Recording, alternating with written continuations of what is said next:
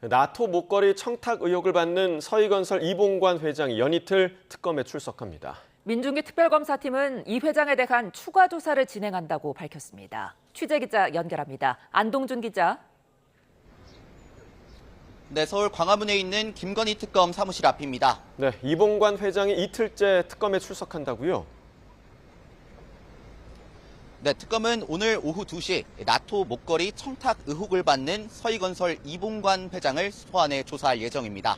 어제에 이어 두 번째 조사인데 어제 마치지 못한 조사 날인 절차와 추가 조사를 진행한다고 밝혔습니다. 이 특검은 어제 이 회장과 맞사위인 박성근 전 국무총리 비서실장을 불러 조사했습니다. 이 자수서를 제출했던 이 회장은 비교적 적극적으로 진술했는데 다만 건강 문제로 조서를 열람하지 않고 퇴실했습니다. 이 특검은 인사청탁 대상이었던 박 전 실장이 현재로서는 참고인 신분이라고 밝혔는데요. 다만 인사청탁 과정에 박 전 실장이 연루됐다면 이후 피의자 신분으로 바뀔 가능성도 있습니다. 이 특검이 국무총리 비서실장 임명 과정을 들여다보기 위해 한덕수 전 총리를 소환할 가능성도 있다는 전망이 나옵니다. 네, 집사 게이트와 관련해서는 구속영장이 줄줄이 기각됐죠. 네, 법원은 오늘 새벽 IMS 모빌리티 조모 대표 등 3명에 대한 구속영장을 기각했습니다.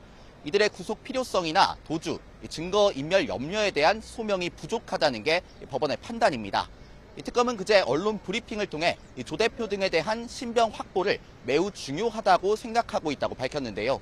이들의 신병을 확보한 이후 IMS 모빌리티에 투자한 기업 등 필요한 수사가 진행될 거라고 덧붙였습니다. 하지만 특검이 조 대표 등에 대한 신병 확보에 실패하면서 이 수사 동력에도 타격이 있을 거란 우려가 나오고 있습니다.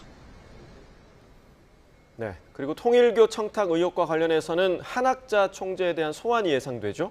네, 특검은 통일교 관련 각종 청탁 의혹의 정점에 있는 한학자 총재를 조만간 소환할 전망입니다. 이 특검은 청탁을 실행한 윤영호 전 통일교 세계본부장을 기소하면서 한 총재가 청탁을 승인했다고 적시했습니다. 당시 재정국장이었던 윤 전 본부장 아내도 통일교 본부 내 지시에 따라 행정 절차를 집행했을 뿐이라는 입장을 내놨습니다. 결국 의혹을 규명하기 위해서는 한 총재의 소환 조사가 불가피한 상황인데요. 한 총재는 특검 수사에 대비해 특수통 출신 변호인단을 꾸린 것으로 알려졌습니다. 이 특검은 오늘 통일교 측과 김건희 씨 연결고리였던 건진법사 전성배 씨를 구속 이후 4번째로 불러 조사하고 있습니다. 지금까지 김건희 특검 사무실 앞에서 YTN 안동준입니다.